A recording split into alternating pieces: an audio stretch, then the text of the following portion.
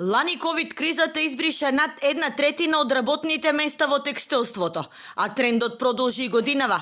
Така покажува анализата на невладиниот сектор. И понатаму не се продолжуваат договорите на определено време, а расте и бројот на отпуштањата, од кој најголем број се отказ од страна на работодавачите.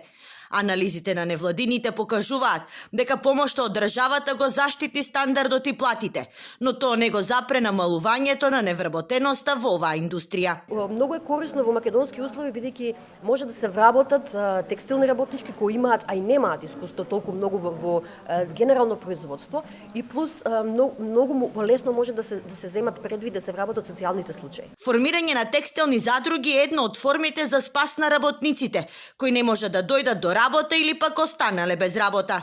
Текстилната индустрија има потреба од трансформирање и поддршка дополнителна од страна и на државата, но и на целиот систем со цел да можеме да бидеме што е можно поконкурентни, имајќи предвид дека нашата текстилна индустрија пред се работи и е зависна од нарачките од странство.